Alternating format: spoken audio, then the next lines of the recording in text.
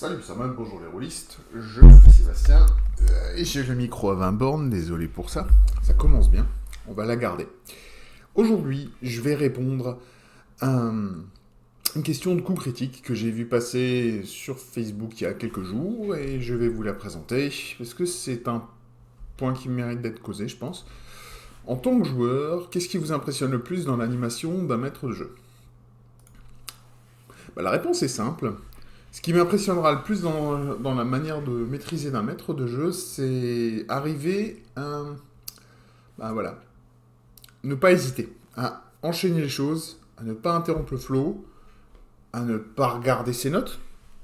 Donc soit il en a un pro complète et à ce moment-là, bravo, soit il connaît suffisamment son scénar pour arriver à enchaîner et à remettre les choses au bon endroit si jamais les joueurs vont décider de faire quelque chose qui n'était pas prévu. Bref, quand moi je suis maître de jeu, j'ai un peu de mal à faire.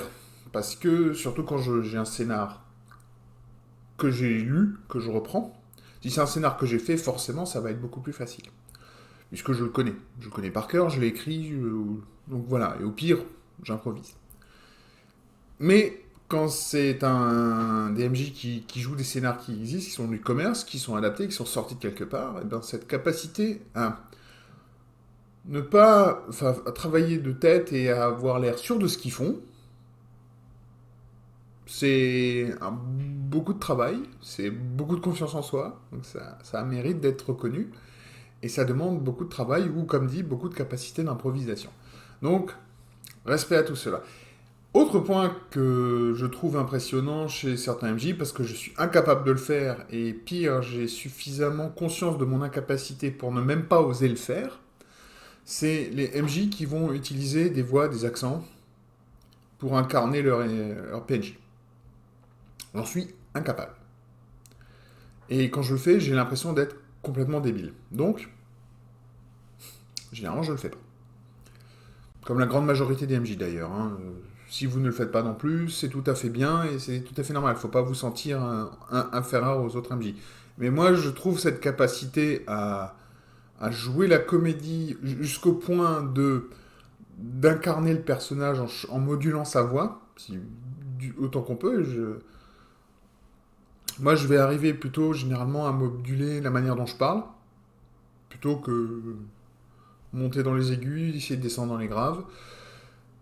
Je vais changer ma manière de parler, je vais peut-être même changer un peu ma manière de bouger, de m'exprimer. Il y a des persos que je vais incarner plutôt assis, des persos que je vais incarner debout.